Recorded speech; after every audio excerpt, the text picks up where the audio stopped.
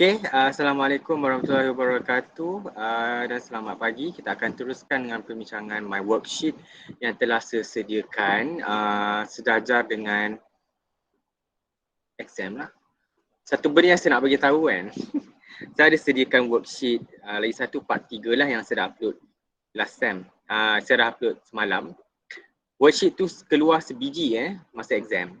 Terkejut Kebetulan dia keluar, memang budak kelasa dapat jawab lah. Syukur Alhamdulillah lah sebab kita buat benda ni. Kebetulan yang lagi satu je, bukan yang ni. Pregnancy tu keluar sebiji essay. So budak kelasa memang boleh jawab lah ceritanya. That's why budak kelasa masa tu banyak dapat A. Dan I happy lah sebab apa yang kita bincang tu keluar. So ketahuilah whatever I do tu memang I study betul-betul. I tengok betul-betul and I predict. Okay, ni boleh tak keluar. So Alhamdulillah last time memang keluar. So I think this time maybe dia keluar female reproductive cycle. Last time dia tak tanya female reproductive cycle. Dia tanya pregnancy dengan apa spermatogenesis ke ataupun yang ni megas microsporangium tu yang male formation of pollen grain. Tak silap saya lah last time. So this year saya target memang keluar female reproductive cycle. And then setarget juga keluar yang ovarian oogenesis and spermatogenesis. So fokus yang tu. That's why saya bagi ni juga supaya kita boleh fahamkan dan discuss. So pay attention to this. InsyaAllah semua keluar lah exam. Amin. So kita akan start. What are the 3 stages of menstrual cycle? Sebelum itu make sure baca dulu soalan. Figure 1 shows the events happen in female reproductive cycle. Mia Alvira. Sudah ada?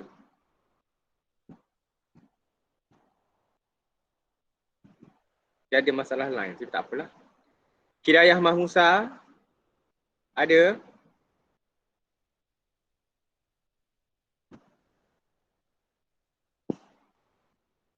Ari Natasha. H47. Hai, mana macam makcik ni? Syaza Fariza. Saya, sir. Okay, female reproductive cycle. Apakah 2 female reproductive cycle?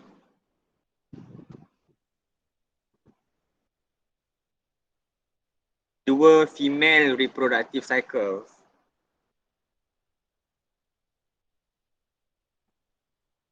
Hello. Ada siapa yang nak bantu? Ya ampun.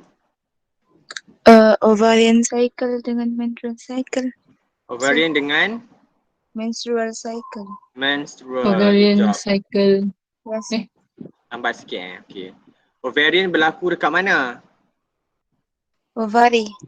Ovary. Menstrual cycle? Berlaku dekat? Uterus.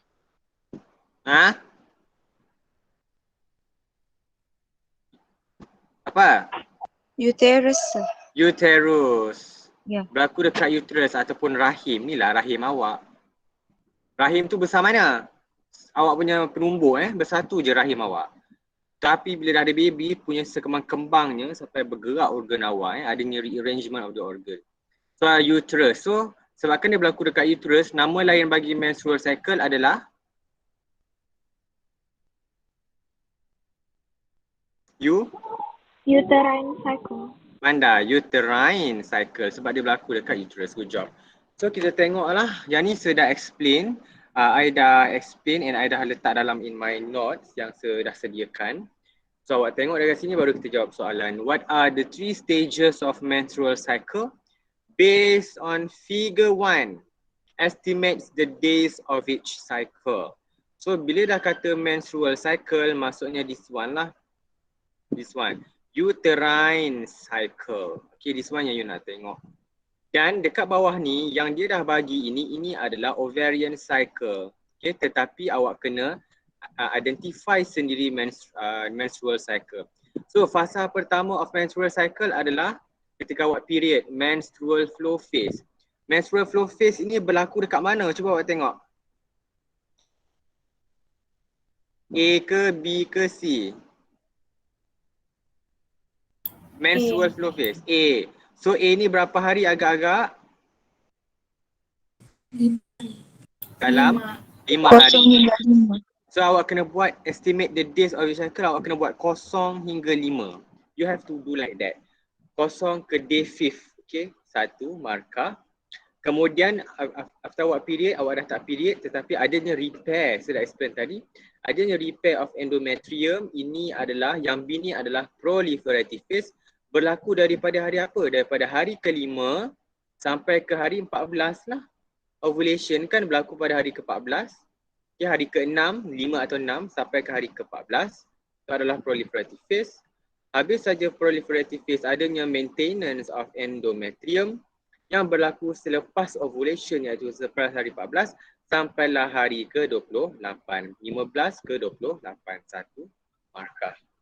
Okay. Next, describe how the hormones released by anterior pituitary glands influence the level of estradiol hormone during 0 ke 5 hari. Pada 0 ke 5 hari ini maksudnya ketika menstrual flow phase. Maksudnya sekarang, berlaku dalam ketika follicular phase. Tapi awak explain je dulu. Dia nak kata hormones released by anterior pituitary gland. Bila kata anterior pituitary gland, ini berada dalam otak. Okay, anterior pituitary gland, dia akan release dua benda. Okay, dia akan release dua hormon. Apa hormon yang pertama? FSH. Follicle stimulating hormone. Hormon yang kedua? Luteinizing hormone. Luteinizing hormone. Dua hormon ini akan travel daripada otak to blood kepada mana? Kepada which organ? Ovary. Ovary, pandai.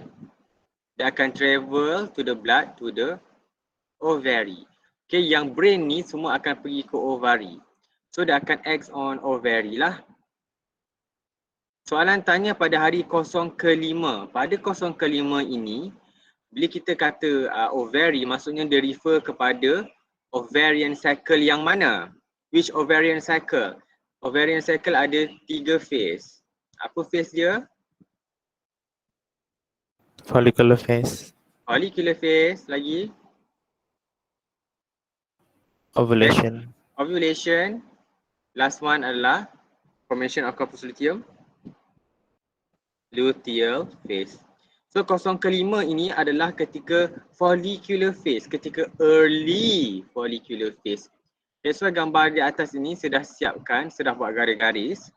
Okay, pada 0 ke 5 hari, awak boleh nampak pada ketika ini adanya early follicular phase.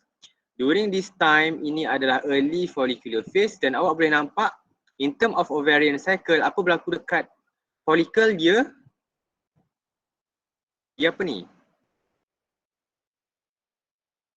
Growing. Yes, they're growing. So kita jawablah soalan. Dan kalau tak tahu sangat tengok gambar, lepas tu awak tengok je apa yang berlaku. Gonadotropin released by hypothalamus. Okay, apa yang berlaku? Dia akan trigger the release of gonadotropin, iaitu dua hormon ini namanya adalah gonadotropin.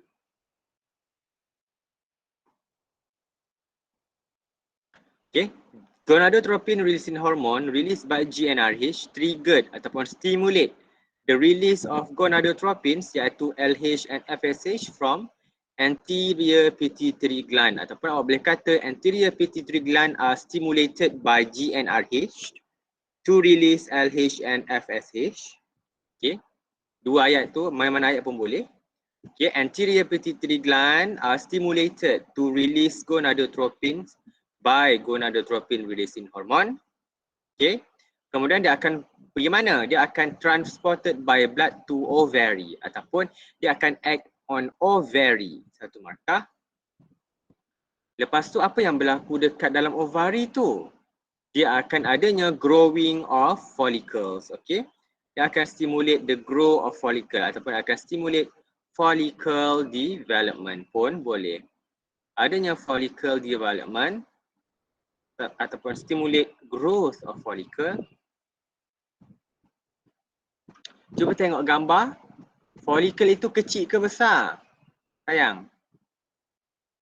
Follicle tu maksudnya kecil lagi ke besar sudah? Masih Ni. kecil. Kecil. Bila kecil, dia pula release estrogen. Kan? Dia akan release estrogen and progesterone. Tetapi disebabkan saiz dia kecil, cerita dia saiz dia kecil, kuranglah sel yang akan release estrogen. Kalau saiz dia kecil, maksudnya estrogen release pun akan low. Tetapi bila saiz dia besar, banyak sel yang akan release estrogen and progesterone. Bila saiz dia besar, barulah the hormon ataupun progesterone and estrogen release tu akan makin besar. Tetapi sekarang saiz dia kecil kan? Jadi the level of estrogen release tu rendah ke tinggi? Rendah. Rendah. Jadi awak kena cakap lah. Adanya follicle development and growing follicle secrete estradiol. Nama lain estrogen adalah estradiol. Estrogen ataupun estradiol at low level in early follicular phase. Tertinggal. In early follicular phase. Tambah Buat satu-satu. Anterior pituitary gland are stimulated to release LH and FSH, which acts on ovary and stimulate follicle to grow. Adanya follicular development ataupun growth of follicles. Growing follicle secrete estrogen at low level in early follicular phase. Bila estrogen ini low, boleh ke dia nak maintain the structure of, boleh ke dia nak mempertahankan the structure of endometrium? Tidak. Tak boleh. That's why awak period. Awak period sebab pada ketika ini, awak punya estrogen and progesterone punya level adalah rendah that tak dapat maintain awak punya endometrium. That's why awak period. Tetapi at one point, bila semakin lama estrogen semakin tinggi, at this point, estrogen ini enough untuk stop the menstruation, dan bila dia dah stop menstruation, dia akan promote the proliferative phase. Cuma pada awal-awal tu memanglah ada growth of follicle. Okay? Memanglah ada growth of follicle di sini. Allahuakbar. Memanglah ada growth of follicle di sini, tetapi still estrogen itu rendah that tak boleh nak maintain the structure lah. That's why awak period. Tetapi at one point bila semakin besar the follicle, semakin banyak estrogen, that's why estrogen ini makin tinggi. And at one point enough untuk stop the period dan promote proliferative phase. Okay? Awak kena pandai baca graf. Good job. Predicts what would happen, LH search. LH search ni apa? Search itu menunjukkan adanya apa? Search. Bahasa Melayu. Adanya pelonjakan, adanya peningkatan yang mendadak, adanya peningkatan. So awak tengok LH search itu predict hari yang ia berlaku. Kalau awak tak tahu, awak tengok graf. Tengok LH ni. Kau punya mencanak pada hari ke Nia. Paling tinggi hari ke? Tengoklah hari ke? 14. Dia berlaku pada hari ke-13 dan 14 lah basically. Basically 13. Tapi awak boleh tulis 13 atau 14 saya terima. LH search itu berlaku pada hari ke-14 dan juga 13. Apa kepentingannya? Tengok bawah soalan seterusnya. Apakah kepentingannya? Ataupun soalan the next question tanya. What are the two key events? What are the two key events happening because of the rise of LH prior to ovulation? Briefly explain the events. Soalan tanya, apa yang berlaku, apakah kepentingannya lah di LH search sebelum, prior means sebelum just before. Just before. Kalau awak kata ovulation, betul ke? Kalau awak tak jawab ni, awak kata ovulation, betul ke salah? Salah. Salah. Sebab dia tanya sebelum ovulation. Memang LH tu juga, peningkatan LH itu, one of the thing ialah dia akan promote ovulation. Tetapi sebelum ovulation ada dua benda yang berlaku. The first one adanya follicle maturation, satu markah. Di mana adanya the growing follicles grow into Graafian ataupun matured follicle. Graafian. G ni huruf kecil ke besar? Besar. Besar nama orang Jangan buat marah. Kalau saya jumpa follicle, Shazlan follicle. Kalau S tu huruf kecil, memang mengamuk roh saya dalam kubur. So saya akan mengamuk. So kena huruf besar. Follicle maturation, satu. Ada apa? Adanya formation lah. Awak boleh kata adanya grow and adanya formation of Graafian follicle. Ataupun follicles continue to grow and mature to Graafian follicle. Nak letak matured pun boleh. Tetapi in my class, kita ada standard. Saya ada standard menjawab saya sendiri. So awak kena letak spesifik. Graafian follicle. Satu markah. Pendek je. Follicle maturation, adanya formation of Graafian follicle ataupun follicle matured to Graafian follicle. Kemudian bila adanya formation of follicle, okay, yang ni memanglah primary, secondary, tertiary and Graafian follicle. Follicle tu adalah yang dekat luar. Tetapi apa berlaku adalah in term of dalam ni akan ada oocyte. Ketika primary follicle, secondary, tertiary follicle, in term of follicle, kalau dalam oocyte-nya pula, in term of oocyte, dalam ini masih primary oocyte. Tetapi disebabkan adanya LH search, now disebabkan adanya LH search, this one dah become Graafian follicle. Then pada ketika ini, in term of oocyte, dia dah mature kepada secondary oocyte. Adanya completion of meiosis 1, meiosis 1 dah settle. Okay. Dan now dia akan enter meiosis 2 rested at metaphase lah. Dia akan rest dulu dekat metaphase. Dua. So jawapan yang kedua, adanya secondary oocyte formation. Apa yang berlaku, LH tadi dia akan promote the resumption ataupun resumption ni maksudnya resume, sambungan. Adanya sambungan meiosis until metaphase of meiosis 2. Atau boleh kata completion of meiosis 1 and entering meiosis 2 pun kita terima. Nah, paling penting awak kena cakap adanya secondary oocyte formation as the primary oocyte resume meiosis until metaphase 2 ataupun metaphase of meiosis 2 pun boleh. Okay, mana-mana. Awak kena tahu apakah key event satu dan apakah explanation dia. Apakah key event dia dan apakah explanation dia, baru dapat 4 markah. Actually soalan takkan tanya sampai 4 markah, ada 2 markah je. Tapi saya nak tengok awak pecah-pecahkan supaya let's say awak tahulah apa benda-bendanya. Okay. Semua okey, saya teruskan sekejap.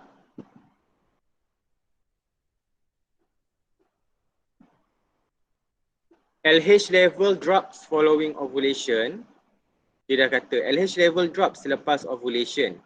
What is the role of LH right after ovulation? What are the importances for the fertilization if it happens? So LH punya level lepas sahaja ovulation, this one ovulation, LH punya level akan drop. Tetapi LH ini memainkan satu peranan yang penting di dalam ovari, iaitu apa? Form corpus luteum. Ya. Dia akan stimulate the ruptured follicle to form corpus luteum. Ataupun promote corpus luteum formation pun kita terima. Kalau saya tulis yang semalam, promote corpus luteum formation, sama saja. Dengan cara apa? Dia akan stimulate lah the ruptured follicle to form corpus luteum. Jadi korpus luteum dalam ovari itu,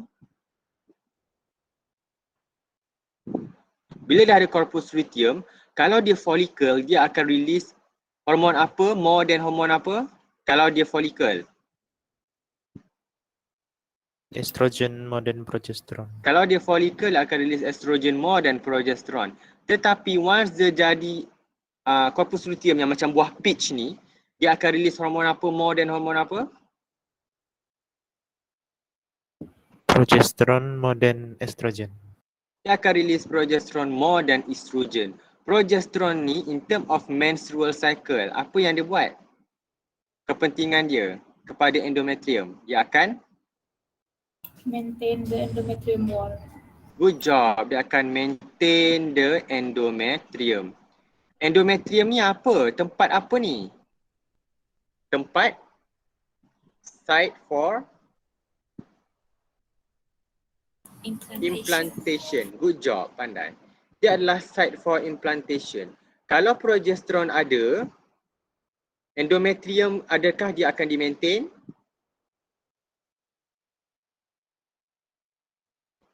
Ada. Ya kan?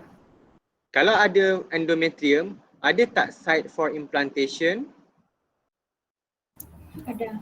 Ada. Okay, so pentinglah untuk pregnancy. Inilah kepentingan dia. So awak jawapannya adalah dia akan corpus luteum secrete progesterone and estrogen ataupun progesterone more than estrogen pun boleh, progesterone saja pun boleh. Sebab kita nak highlight the keyword progesterone, satu markah. Apa yang progesterone buat? Dia akan maintain the endometrium wall, satu markah. Thicken and maintain endometrium wall pun boleh. Dan again, apakah functionnya? This is for site for implantation, akan present lah. Ataupun ready for implantation of embryo. Implantation of embryo is permitted, ia dibenarkan. Sebab apa? Adanya site for implantation itu berlaku. Rahim awak itu tebal dan ia mampu untuk menerima embryo ni. Okay, blastosis tu boleh melekat. Kalau nipis memang susah sikit nak melekat That's why inilah adalah kepentingan progesterone supaya adanya dia maintain endometrium, adanya site for implantation. Okay. The level of progesterone spikes up following day 14. Jawab soalan cakap the level of progesterone meningkat, spikes up tu meningkat. Saja je sebut ayat-ayat macam ni. Meningkat following day 14. Following maksudnya selepas sejurus selepas. Tu.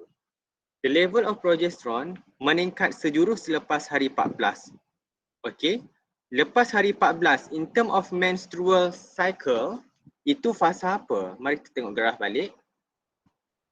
Selepas hari 14, in term of menstrual cycle, C ni apa? Fasa apa? Fasa? Secretory phase. Secretory phase. Okay. So kita nak cerita pasal fasa secretory phase. So kita tengok soalan. What is the importance to the uterus? Apakah kepentingan pada uterus? Dah kata dah tadi. Maintenance ataupun maintain the thick endometrium wall, satu. Ataupun awak boleh kata nak maintain tu apa? Kita nak prevent shedding lah. Prevent endometrium wall shedding ataupun prevent the endometrial wall from rupture pun boleh. Okay.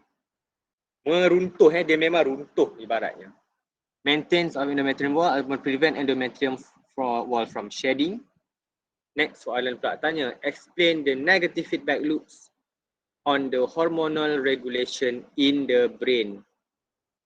Okay, dia nak awak kait macam mana progesterone ini, you have to explain progesterone ni macam mana dia terlibat dalam negative feedback loops on the hormonal regulation in the brain. So, progesterone pula pada ketika ini during secretory phase, kita assume adanya fertilization cerita dia. Ada fertilization. Jadi, ketika fertilization berlaku, let's say ada fertilization pada hari ke-15, 14 dan seterusnya, ada pula embryo melekat, boleh ke sekarang ni kita nak grow another follicle dalam ovari? Boleh tak? Tak boleh. Tak boleh. Awak pregnant, boleh ke awak punya follicle nak grow lagi? Tak boleh Nanti awak akan mati. Okay, sebab badan kita memang tak mampu, badan perempuan tak mampu nak menerima lebih daripada kalau 2. Bayi itu pun dah seksa dah. You bayangkan kalau lebih ada banyak follicle grow, dah lah awak dah melekat, ada pula sperm tu tertinggal dalam tu, dah dia akan fertilize another egg. Tak nak, kita tak nak. That's why kena adanya negative feedback loops ini selepas hari 14 during secretory phase, sebab kita nak prevent apa from growing? Prevent? Another follicle. Good job. Kita nak prevent another follicle from growing. Kita tak nak ada multiple pregnancy. Okay, that's why adanya negative feedback ni. Tuhan dah ciptakan, let's say progesterone ini tinggi, hormon yang akan promote follicle to grow ini akan drop. Jadi dia akan prevent hormon apa ni? Hormon apa yang promote follicle growing ni? Hormon FSH. FSH. Bila progesteron meninggi, kita kena kurangkan FSH. Macam mana? Negative feedback loops. So high level of progesterone inhibits both hypothalamus and anterior pituitary gland. Satu markah. Bila hypothalamus ni dia akan inhibit, dia tidak dibenarkan, jadi dia akan release gonadotropin. Rendah ke tinggi? Rendah. Rendah. Dia akan release low level of gonadotropin releasing hormone is released from hypothalamus to anterior pituitary gland. Bila kurang GnRH release, adakah anterior pituitary gland akan more stimulated? Dia less stimulated ke more stimulated? Less stimulated. Less stimulated. Okay. So bila progesteron tinggi, kita buat nota tepi ni, bila progesteron tinggi, what happen to the what happen to the hypothalamus? Hypothalamus akan inhibited. Bila hypothalamus inhibited, what happen to the level of gonadotropin hormone? Akan berkurang ke meningkat? Berkurang. Berkurang. Bila level of GnRH berkurang, apa berlaku dekat anterior pituitary gland punya stimulation? Adakah tinggi ataupun rendah? Rendah. Rendah. Dia akan less stimulated. Bila less stimulated, hormon yang dirilis FSH dan juga LH, adakah level dia akan tinggi?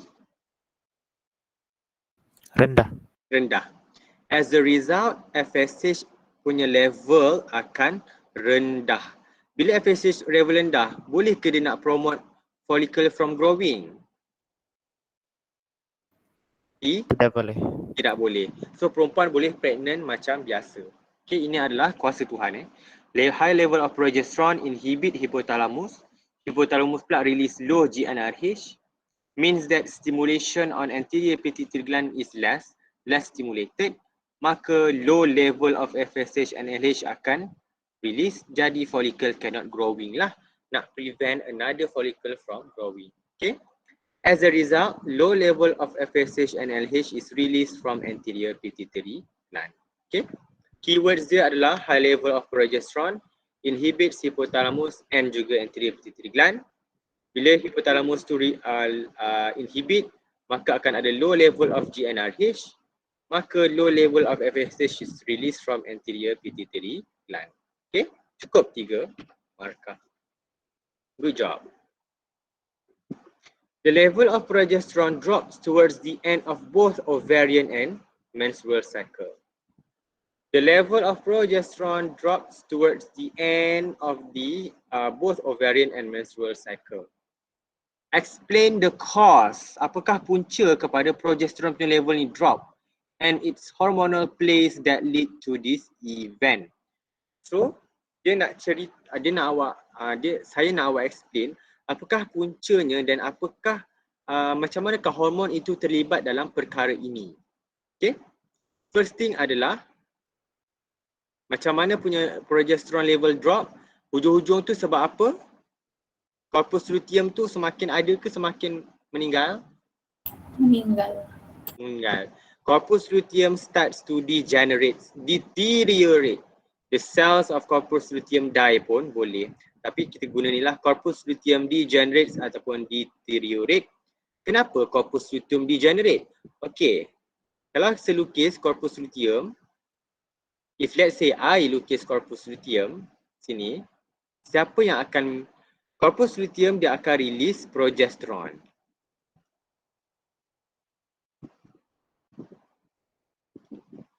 Okay, ini adalah corpus luteum. Tetapi siapa yang maintain corpus luteum? Hormon LH.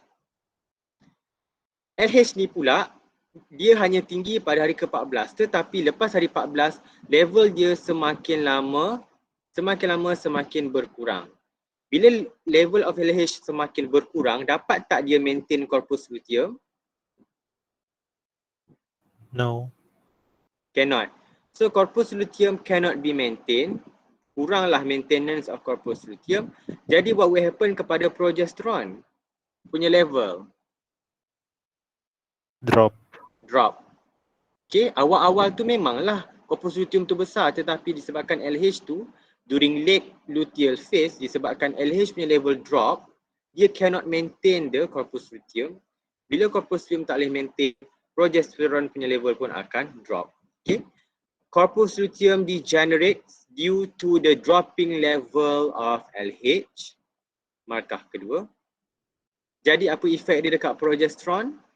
Much less progesterone will be produced. Okay, pun adanya drops of progesterone pun boleh. Okay, corpus luteum degenerates. Sebab apa? Because level of LH tu semakin lama semakin berkurang. Due to the dropping level of LH. Apakah efek dia? Bila dah corpus luteum tu tak dapat maintain, maka progesterone punya level pun akan drop. Much less progesterone will be produced. Bila progesterone punya level drop, progesterone ini dia akan effect on uterus. Pada ketika ini during secretory phase. Awal-awal tu memang progesterone tinggi, tetapi hujung-hujung secretory phase, sebabkan progesterone punya level semakin berkurang, dapat ke dia maintain endometrium in the uterus? Tidak. Tak dapat. Endometrial punya maintenance tak dapat. Berkurang. Akan berkurang. Jadi efek dekat endometrium wall, okay, apakah efek dia? Dia akan adanya rupture lah, tetapi 3 markah. So awak kena explain lebih sikit. So awak kena cakap pada ketika ini artery in endometrium wall akan mengecut, akan constrict, causes the tissue to die. Bila blood vessel, bila ada saluran tersumbat, saluran darah yang tersumbat, sel di keliling akan mati. Contohnya adalah inilah punca stroke. Apa yang berlaku dekat stroke, dekat otak awak, macam mana awak boleh stroke? Satu blood vessel awak, walaupun sekecil mana pun, dia tersumbat, dia terkepit. Darah tu terberhenti di situ. Bila darah terberhenti dekat situ, if let's say this one lah, I lukis. This one, let's say this one adalah sel. This one blood vessel, so darah akan lalu kan. Bila darah lalu, dia akan pass lah oksigen, dia akan ambil carbon dioxide semua. Tetapi what will happen adalah, kenapa awak boleh stroke? Adalah apabila salur darah awak itu tersumbat. Di sini adalah blood vessel, bila blood lalu, bila darah tu nak lalu, tak boleh, jadi dia akan berkumpul dekat sini. Sini tak ada darah. Bila sini tak ada darah, maksudnya sel yang dekat sini boleh tak dapat oksigen? Tidak. Tak boleh. Tak dapat oksigen. Dia pula tak hantar carbon dioxide. Maksudnya dekat area sini akan ada build up of waste. Adanya waste, sisa-sisa carbon dioxide dan sebagainya. Dan lama kelamaan sel akan mati. Bila sel mati, let's say dalam otak, bila sel mati dalam otak tak boleh Sebab apa? Setiap otak itu akan mengawal pergerakan. Let's say sel yang mati itu adalah the one yang control tangan. Maka bila sel ini mati, satu kan tangan awak belah kanan let's say akan tak boleh function, that's why awak lumpuh. Tetapi di dalam ovari dia akan melibatkan endometrium. Kalau arteries ataupun blood vessel in ovary constrict, mengecut, jadi dia akan menyebabkan endometrium wall itu, cells of endometrium akan matilah, cells to die. Okay. Endometrium tissue cannot obtain nutrient or oxygen. Bila dia cannot obtain oxygen, so dia akan matilah. Bila dia mati, that's why awak akan period pada bulan hadapannya. The tissue ataupun shed, the endometrium akan shed. New menstrual flow phase akan begin. Okay. Sebabkan let's say ni adalah ovary, let's say ni adalah uterus. Let's say this one adalah in uterus. Bila blood vessel constrict, this endometrium wall tak dapat oksigen dan sebagainya, so dia akan mati. Bila dia mati, dia akan tercabut lah. That's why dia akan keluar dalam betul ketulan-ketulan. Okay, inilah awak punya darah haid tu, sekali dengan awak punya yang liquid merah tu dan ketulan-ketulan warna merah kan. Okay, so awak tahulah, perempuan tahulah, inilah dia awak punya endometrium wall. Okay. Semua disebabkan the level of progesterone drop. Okay, kerana ni progesterone level tu drop ketika awak period, nak period, sebelum period. That's why moody dan sebagainya. Relax je lah, penat lah. Rehat 3 minit. Aduh ya. Sakit dekat aku. Rest kejap.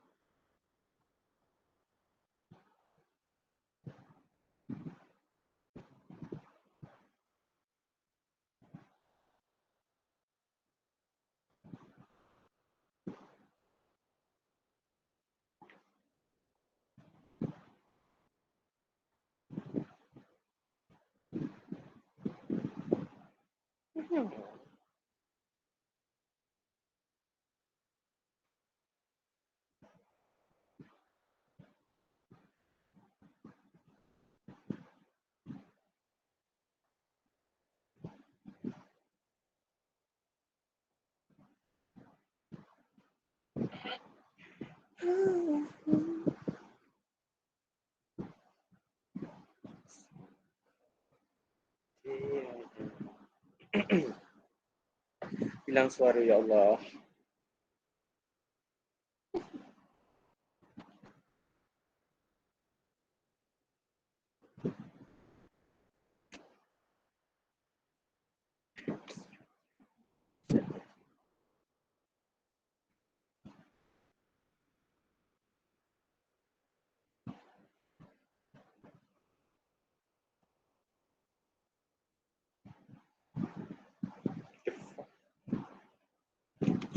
Sorry. Terlupa on mic.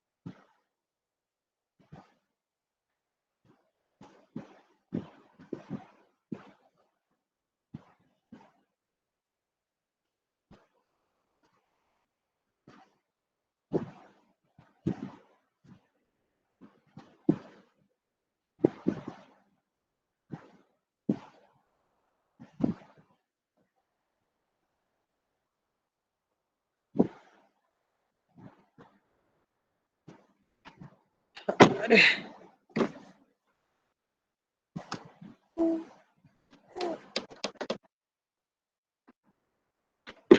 soalan, ya Allah. Okey, sekali lagi.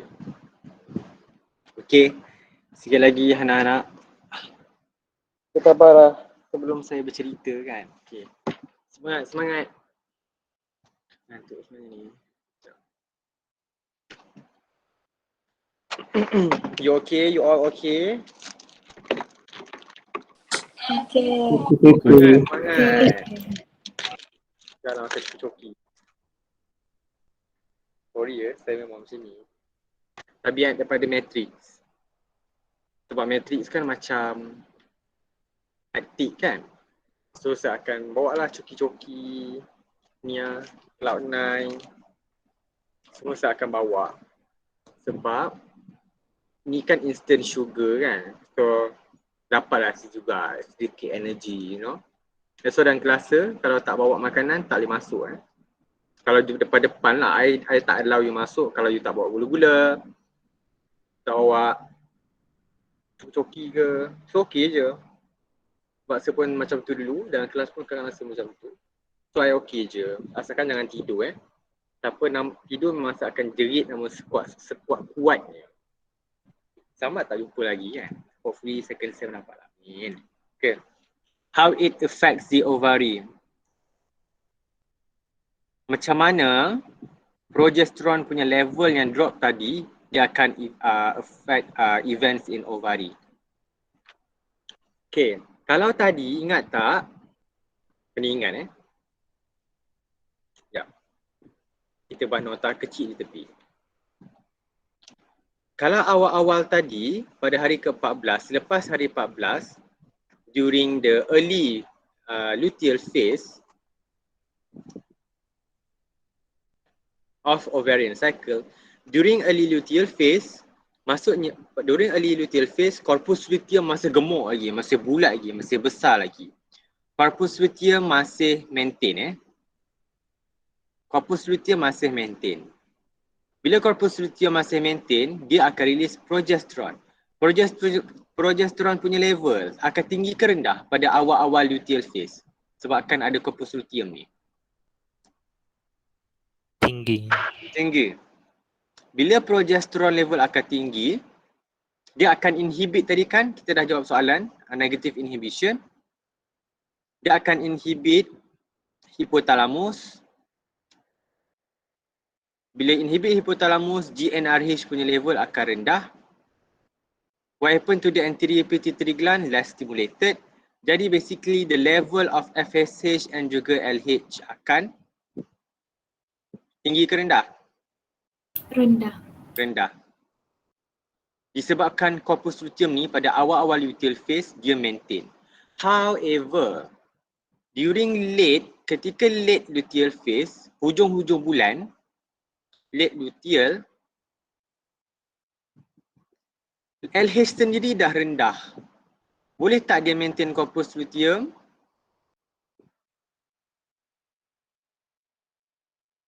Tidak. Corpus luteum dia tak boleh maintain. Dia deteriorate. What happened to the level of progesterone? Bila corpus luteum tak ada, boleh ke dia release progesterone banyak? Tidak. So level of progesterone akan berkurang. Bila the level of progesterone berkurang, kalau tinggi dia inhibit hipotalamus, now bila berkurang, apa berlaku dekat inhibition? Semakin lemah ke semakin kuat? Semakin lemah. So the term is inhibition on hypothalamus is not weakened the term is released. Dia dilepaskan. Inhibition on hypothalamus is released. Bila hypothalamus punya inhibition is released, maka GnRH tadi dia akan release dengan lebih banyak sedikit, tinggi sikit. What happen kepada anterior pituitary gland? Dia akan become stimulated ke tidak? Stimulated. Ya, dia akan stimulated. Bila dia stimulate, dia akan release apa? Hormon FSH and LH. So dia akan release tinggi, dia akan release sikit demi sedikit. Tapi kita boleh katakan adanya peningkatan dan juga LH and FSH. Dia tinggi sikit tapi tak banyak lah. However, walaupun begitu, level yang dia release FSH and LH ini walaupun tak banyak sangat tetapi just enough, cukup untuk trigger promote. Just enough to promote follicle, next follicle development. Maka akan masuklah next follicular phase. Okay? Dia macam cerita. Kalau awak tak faham ayat, awak buat macam sebuat ni. Ini adalah teknik yang memang identify masa student. I buat short notes ni guna simbol ni. Arrow naik atas maksudnya meningkat. Ni maksudnya drop. Tapi I faham lah apa yang I buat ni. So awak boleh buat yang sama. How it affects event in ovary. So ceritanya yang this one. Drop in progesterone. Yang ni kita nak tengok. Okay, yang ni kita nak tengok. So drops in progesterone akan what? Release inhibition on hypothalamus and anterior pituitary gland. Adanya release inhibition satu markah. Release inhibition on hypothalamus and anterior pituitary gland. Lepas tu anterior pituitary gland tadi dah akan stimulated lah. So dia akan release apa? Dia akan release just enough ataupun low level of FSH and LH. This one. Okay. Dia akan release just enough FSH and juga LH. Apakah efek dekat ovary? Akan adanya new follicles akan grow. Promotes new follicle in ovary to grow ataupun stimulate, sama juga maksudnya adalah stimulate new follicular phase. Satu markah. Okay, nampaknya kaitan dia. Buat macam ni, buat yang tepi ni. Yang ni memang awak kena buat sendiri. It's not me yang ajar tapi awak buat sendiri. Nota kaki ni. In early pregnancy, does a woman has a period? Tidak. Tetapi ada cases di mana perempuan itu mengandung tetapi masih period. Cuma tidak banyak. Kalau dia period melepas ruah, mustahil embryo itu melekat. Dia kena sikit-sikit. Okay, yang tidak affect dia punya menstrual, dia punya pregnancy. Tetapi asalkan benda tu melekat, dia okey. Cuma kalau banyak sangat, memang terkeluarlah sekali semua benda ya. Does a woman has a period? No. Based on your answer in 1, explain your answer in term of hormonal physiological relation. Saya minta, soalan ni memang susah Soalan saya minta, macam mana perempuan tu tak boleh ada period? You kata dia tak ada period kan? So awak ceritalah macam mana. How can perempuan tu tak ada period? Itu je sebenarnya. Tapi saya sajalah buat ayat gempak. Explain your answer in term of hormonal physiological relation. So awak kena explain hormon dan apakah fisiologi. Apakah efek dia kepada the structure of the, let's say, uterus. Okay? Now, kita explain macam mana perempuan tu bila pregnancy dia tak ada period. Okay, itu yang saya nak awak explain. So bila ada, let's say ada pregnancy, maksudnya bila ada pregnancy ada embryo. Okay. Let's say this one I lukis, this one adalah satu uterus. Okay, this one uterus belah kiri. Dan kita ada embryo. Nanti you akan belajar pregnancy, jangan risau. Okay. Kita ada embryo sini. Yang ni dah fertilize lah, sperm dah bertemu dengan ovum, so dah akan become this one. This one adalah endometrium.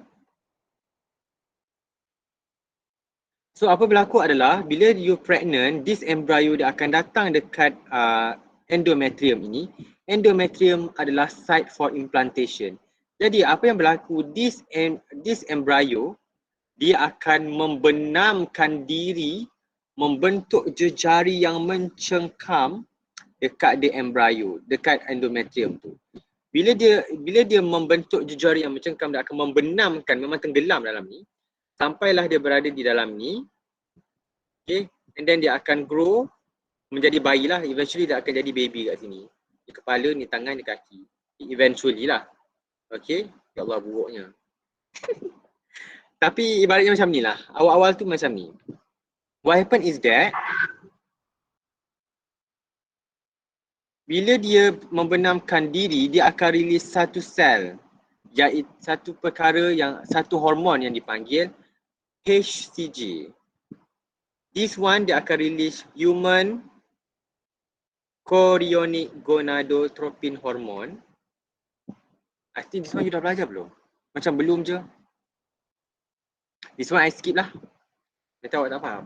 Awak tengok dulu pregnancy, next week kita akan go this one. Ingat rasa. Okay, next soalan. Saya tak nak awak pening. Yang ni this week lepas awak belajar pregnancy. Abaikan tadi. Now awak tengok, miscarriage of early embryo happens commonly to a mother and is often unbeknown to her. Unbeknown ni maksudnya dia tidak ketahui tanpa dia sedar. Tanpa sedar. Memang actually berlaku, memang banyak lah sebenarnya. Miscarriage, keguguran of early embryo happens commonly to a mother and is often unbeknown to her. Okay. Based on your knowledge, suggest 2 possible causes to this unfortunate event. Apakah punca-punca adanya keguguran early embryo? Dalam mutation, saya dah explain. Salah satu sebabnya tak lain tak bukan embryo awak itu cacat lah. Embryo with abnormal chromosomal abnormalities. Yang pertama. And I cakap kan, kalau awak keguguran, it's okay to be sad, jangan meraung sangat, meratapi sangat. Sebab berkemungkinan anak awak itu memang adanya kelainan upaya lah. Okay. Embryo with chromosomal abnormality. Ataupun polyploid embryo. Human ada ke polyploid? Ada ke polyploidy? Human? Tiada. Tiada. Yang ada hanyalah Tumbuhan. Okay, kita tak mampu Tuhan tak mampu. Memang Tuhan tak nak kita sebab kita sendiri tak mampu nak menghadapinya. Okay. Awak boleh katalah embryo itu memang cacat, kelainan upaya, chromosomal abnormalities ataupun polyploid embryo yang adanya spontaneous abortion, adanya miscarriage, keguguran yang on the spot. Satu. Yang kedua, endometrium itu sendiri cacat which is this one. Endometrium itu sendiri adanya abnormalities. Nipis sangat pun boleh, tak teguh pun boleh. Ataupun adanya unstable uterus pun boleh. Kalau saya akan letak adanya abnormality of uterus that prevent implantation pun boleh. Okay. 1 dan 2 ni saja. Yang lain awak tahu lah, yang tu out of syllabus. Embryo with normal chromosomal abnormalities. Yang kedua, endometrium itu sendiri abnormal yang prevent implantation. Awal-awal tu ada implantation tetapi tak mampu nak tahani, so maka this one akan keluar sebagai period, keluarlah sekali the embryo lah, maka akan adanya keguguran. Kalau awal-awal anak-anakku, ibu-ibu tak rasa pun sakit dan sebagainya. Melainkan dia dah berjanin tu dah besar sikit, memang kita kena pergi klinik lah. Okay. Kadang-kadang ada je kes yang nampak serius period. Sekali nampak macam bentuk budak kecil, rupanya mengandung tapi keguguran. So bila dah ada rupa macam tu, for the Muslim, tahulah kita kena tanam lah. Okay, memang kena tanam. Kau jangan buang sampah kan. Yang buang dalam tong sampah jadi toyol kau punya anak. Kau jangan buat hal benda ni macam scary sikit.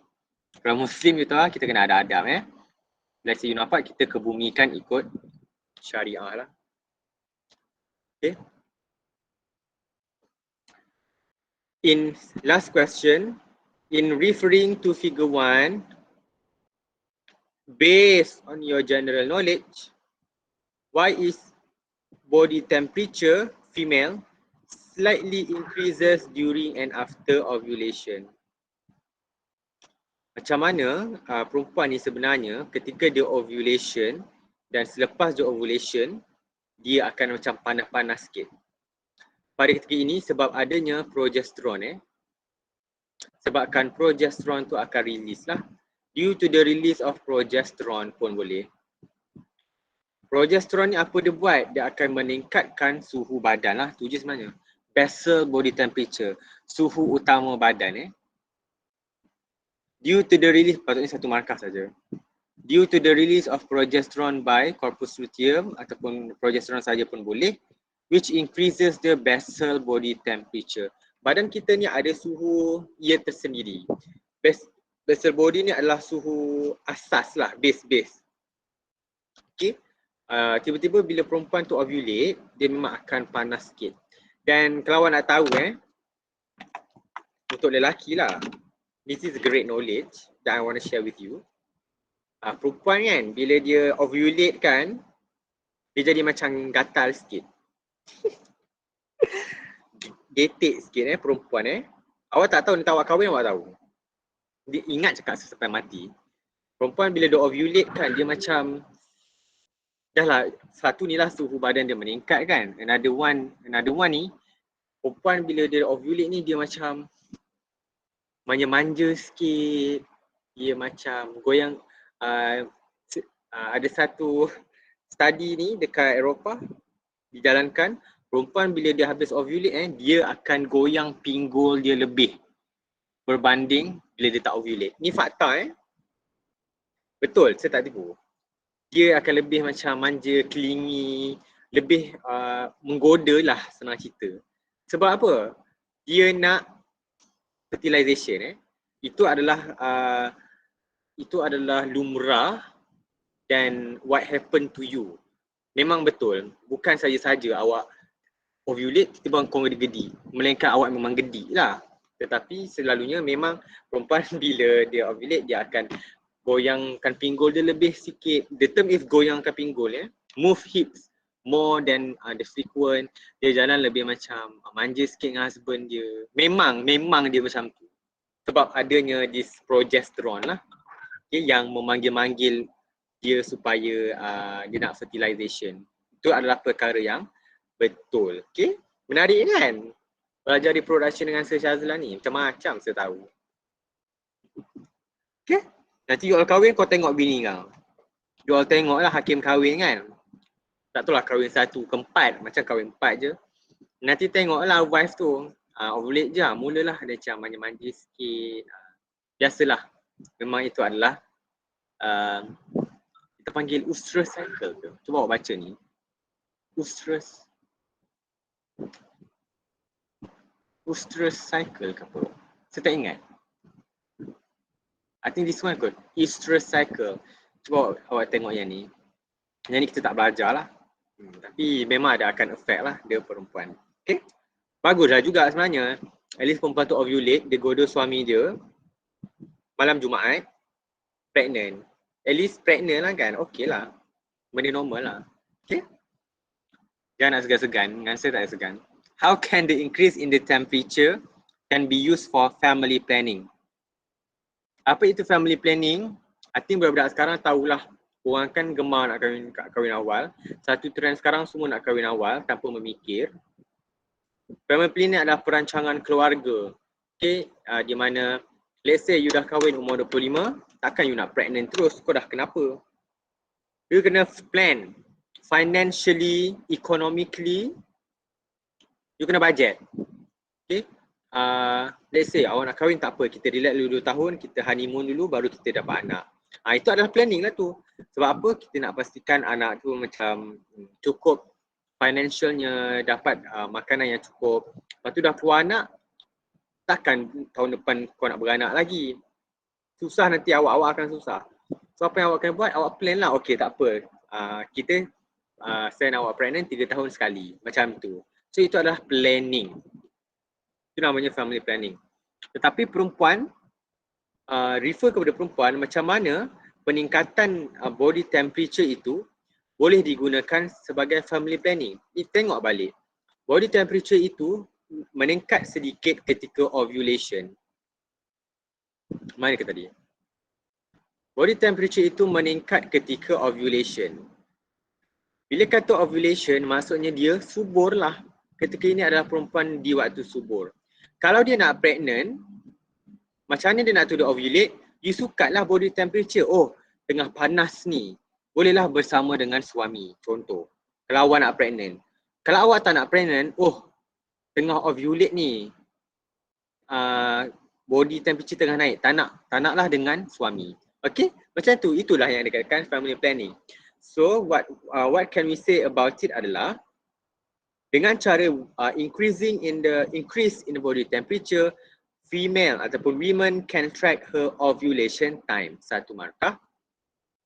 Ataupun female can identify her ovulation time, ataupun female boleh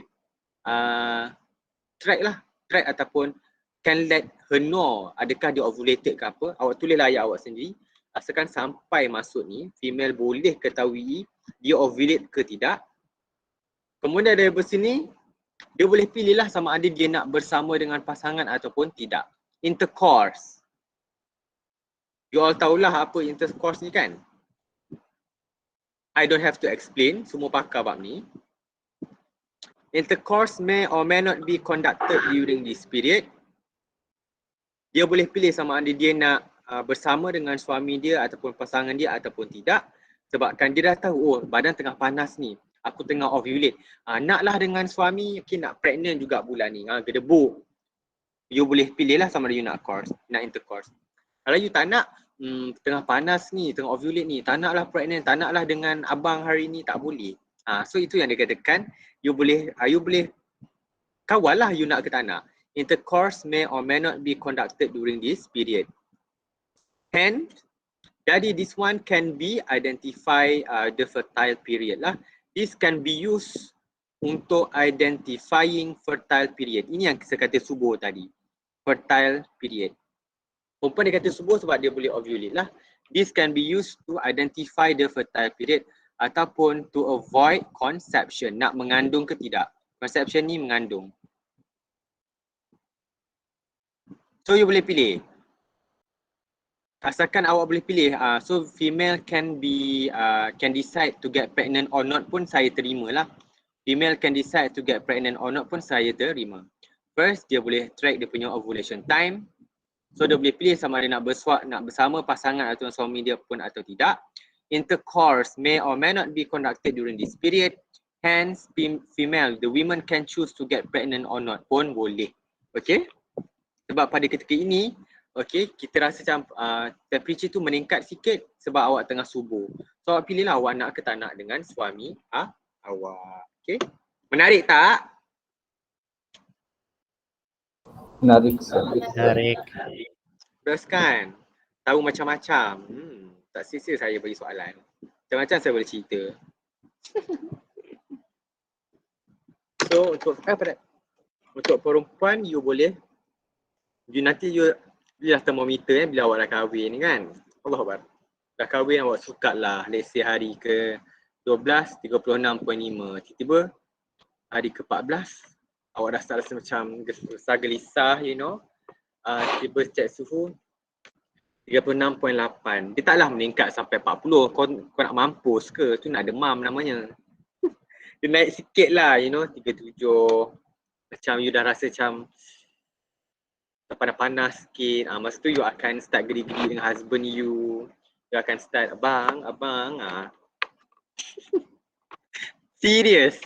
Betul, tak tipu. Memanglah sebab pengalaman, tapi it happens. Awak akan macam masa tu lah macam nak show off depan husband awak sikit, awak pakai seksi-seksi kan. Sebab awak tahu dari awak tu tengah subuh memang badan awak react that way. Bukan sebab awak nak terkam suami awak, tak. Memang your body will react that way. Bila awak ovulate awak panas sikit, saya nak goyang-goyang sikit. So yang husband pula geram, pregnant. Tu je. Pregnant terus. Memang tu lahiriahnya. Ciptaannya macam tu. And it can be explained from the hormone lah. Tak nak pergi go into more details sebab dia sangat kompleks. Tetapi that's what happen lah for the female ketika dia kalau nak pregnant. Tapi kalau you tak nak pregnant, you tahulah, alamak panas ni. Tak boleh ni. Tak boleh ni nak nak dekat dengan suami. Okay, tak boleh. Sebab nanti kan suami terkam, dia pregnant. Dia tak nak pregnant. Dan Abang Syazwan Aziz, kenapa dengan Syazwan Aziz? So lepas tu bila dia perempuan ni pula, bila dia tengah ovulate ni, dia akan release pheromone.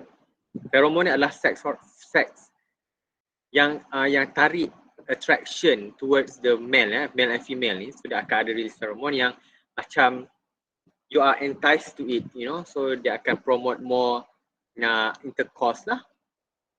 Nanti you all kahwin, you all tahu lah kot. Tapi ingat, bila kahwin je ingat Search Azlan Belum kahwin dah cerita macam-macam kan. Ini bukan cerita lucah Tolong faham, this is not cerita lucah. Ini adalah reproduction / sex education secara profesional. I tell you ni sebab you are in my class and I know I have this knowledge, so I share lah dengan you all. Okay? Nanti boleh lah, let's say apa ni, Philip ke kan, Roland ke, nanti dah kahwin ingatlah cerita-cerita yang secerita dalam kelas hari ni. Wah kakak. Okay, yang perempuan pun boleh ambil tahu juga sebab kita nak control the pregnancy.